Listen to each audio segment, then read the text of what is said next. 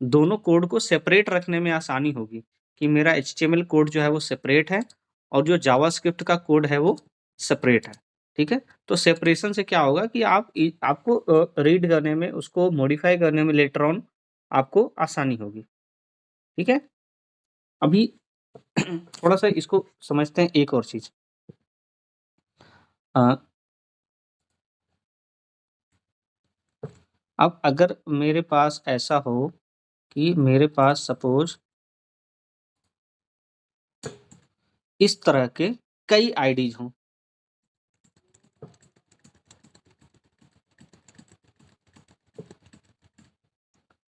ध्यान से समझिएगा मेरी अगले सेंटेंस को। ध्यान से समझिएगा मेरे अगले सेंटेंस को। एक एचटीएमएल पेज के अंदर एक आईडी किसी एक एलिमेंट को ही दी जा सकती है। आप मल्टीपल एलिमेंट को सेम आईडी नहीं दे सकते हैं। आप उसको कोई दूसरा आईडी दे सकते हैं मिलता-जुलता। But same ID can not be assigned to the same component in an HTML file. ठीक है? यानी अब ये हमारे लिए मजबूरी है कि हमें अलग-अलग इसको आईडी देना पड़ेगा। सेम आईडी एम्बिग्यूइटी को जो है वो प्रमोट करेगा और एचटीएमएल उसे सपोर्ट नहीं करता है एम्बिग्यूइटी को। ठीक है? तो अब मेरे पास अगर इतनी आईडीज़ है 3, 16, मैं आपको एक प्रॉब्लम स्टेटमेंट की ओर ले जा रहा हूँ। ठीक है? उसके बाद इसका सॉल्यूशन दूँगा। अगर मेरे पास 1-2 आईडी हैं, ठीक है, कोई दिक्कत नहीं है। बट अगर मेरे पास बहुत सारे आईडीज़ हों, मैंने अभी सिर्फ़ सपोज़ 17 लिए हैं, ठीक है? ऐसा हो कि मेरे पास हंड्रेड्स हों और उन हंड्रेड्स पे एक साथ मुझे ऑपरेशन परफ़ॉर्म करना हो, तो क्या मैं हर बार डॉक्यूमेंट डॉट गेट और इसके अंदर मैं एक बार में एक ही आईडी पास कर सकता हूँ? ऐसा भी नहीं कि मैं कॉमा करके एक और आईडी लिख दूँ, कॉमा करके एक और आईडी लिख दूँ, ऐसा भी नहीं कर सकता। तो फिर इसका सॉल्यूशन क्या है कि मुझे इन सब को जो 100 हों, 150 हों, 1000 हों, जितने भी हों, उससे मतलब नहीं है। मैं इन सब पे अगर सिमिलर काइंड ऑफ ऑपरेशन करना है, तो मैं कैसे क परफ़ॉर्म करूँगा? ठीक है? ये कुछ इस तरह से है जैसे आप जावा में यूज़ कर रहे थे, आपने सिंगल वेरिएबल की जगह सिंगल वेरिएबल स्टोर करता है एक वैल्यू को, लेकिन अगर मेरे पास 100 वैल्यू हो स्टोर करने के लिए, तो फिर मैं सिंगल वेरिएबल यूज़ नहीं करता हूँ। फिर जावा में हम लोग क्या यूज़ करते हैं? अरे यूज़ करते हैं या फिर कलेक्शन यूज़ करते हैं। बट यहाँ जो है अगर मुझे similar kind of operation perform करना हो, तो फिर मैं कैसे करूँगा? ठीक है? तो यहाँ पर जो है ना फिर जावास्क्रिप्ट आपका बेनिफिशियल नहीं रहेगा। तो जावास्क्रिप्ट आपके कोड को काफ़ी लंबा कर देगा। उस केस में फिर क्या है कि हमें जेक्वेरी यूज़ करनी पड़ेगी, ताकि हम लोग इन सबको एक सिंगल लाइन ऑफ स्टेटमेंट में आइटरेट कर लें। आप लोग प्रॉब्लम स्टेटमेंट समझे मैं क्या कहना चाह रहा हूँ? प्रीतिशा?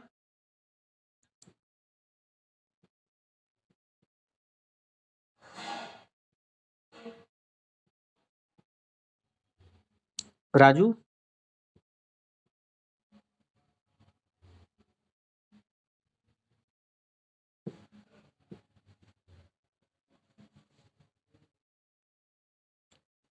कुलदीप?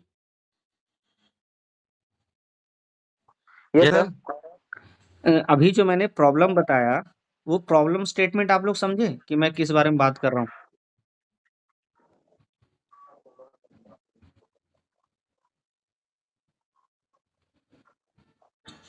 देखिए, जावास्क्रिप्ट और जेक्वेरी जो है ना बहुत मज़ेदार लैंग्वेज है। मैं आपको बता रहा हूँ, आप जब इस पे काम करने लगेंगे आपको बहुत मज़ा आएगा, लेकिन आपको शुरू में थोड़ी-सी मेहनत करनी पड़ेगी। यस अदिति बताइए? सर जेक्वेरी तब यूज होता है अगर हम सिमिलर टाइप के ऑपरेशन को डिफरेंट आईडीज में परफॉर्म करना चाहें तो। यस। अगर मेरे पास 1, 2, 4 चलो 10 आईडी तक भी है, तो तब तो हम लोग सेम काइंड ऑफ ऑपरेशन करने के लिए उतनी बार डॉक्यूमेंट डॉट गेट एलिमेंट वाली आईडी कर सकते हैं। लेकिन अगर मेरे पास इस तरह के 100 कंपोनेंट्स हो, 200 कंपोनेंट्स हो, तो ये अ, बेटर तरीका नहीं है कि मैं हर एक की आईडी को हर बार गेट करूँ और उसका वैल्यू गेट करूँ और हर बार ऑपरेशन परफॉर्म करूँ। तो इस तरह की चीज़ों के लिए जो है जेक्वेरी जो है वो हमें फीचर देती है। तो ये चीज़ हम जेक्वेरी में देखेंगे कि अगर मेरे पास इतने सारे अगर एक साथ हों, तो हम लोग इन सब पे एक साथ सेम ऑपरेशन कैसे परफॉर्म कर सकते हैं, ठीक है। बट आपको मैं थोड़ा यहाँ पे एक कोड दिखाई देता हूँ जिससे आपको jQuery की थोड़ी पावर पता चल जाए, ठीक है। बट jQuery यूज करने के लिए आपको चाहिए क्या कि आपको jQuery जो है वो जैसे बूटस्ट्रैप और का CSS और JS इंक्लूड करते हैं, वैसे ही jQuery भी आपको इंक्लूड करनी पड़ती है अपने पेज में, द ओनली थिंग, ठीक है।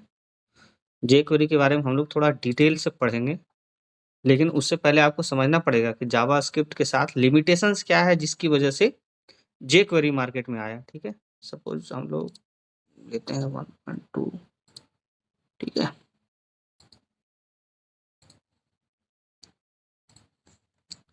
ये जस्ट मैं आपको अभी हम लोग jQuery नहीं स्टडी कर रहे हैं, जस्ट मैं आपको दिखा रहा हूँ कि हाँ जावास्क्रिप्ट में ये लिमिटेशंस है तो ये कैसे सॉल्व होगा, ठीक है। ये मेरा ये हो गया। अच्छा मेरा तो इसके लिए इस तरह से हम जो है jQuery का CDN के थ्रू यूज कर सकते हैं, मतलब jQuery को डायरेक्ट उसकी साइट से हम लोग इम्बेड कर सकते हैं अपने में, और हमारे यहाँ jQuery जो है वो रन कर रहा है कि नहीं उसको देखने का तरीका ये है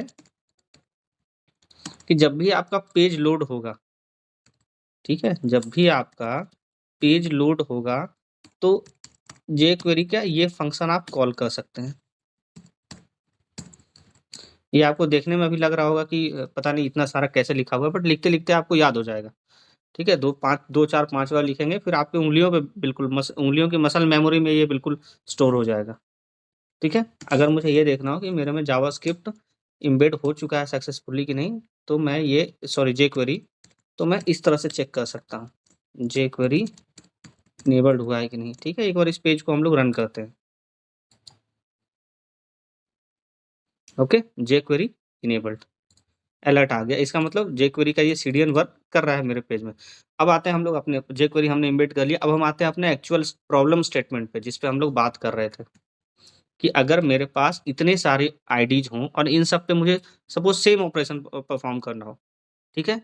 इन सब पे सपोज मुझे एक सिमिलर काइंड ऑफ ऑपरेशन ये करना है कि इन सब पे मुझे सपोज इन सबको 100 मार्क्स दे देने हैं, ठीक है। तो jQuery के थ्रू jQuery में एक फीचर होती है क्लास की,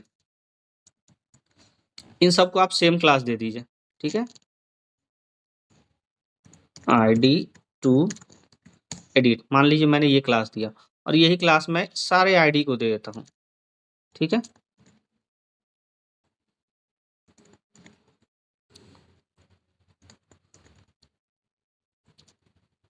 आप ये मत समझिएगा कि जावास्क्रिप्ट से मैं डायरेक्ट jQuery पे जंप कर गया हूँ, अभी जावास्क्रिप्ट में बहुत कुछ है, बट जस्ट मैं आपको एक प्रॉब्लम स्टेटमेंट चूँकि अभी डिस्कस हुआ है, इसलिए उसका सॉल्यूशन मैं आपको दिखा रहा हूँ कि यही चीज़ है जब हम लोग jQuery यूज़ करेंगे, तो हमारे लिए कितना ईज़ी हो जाएगा, ठीक है।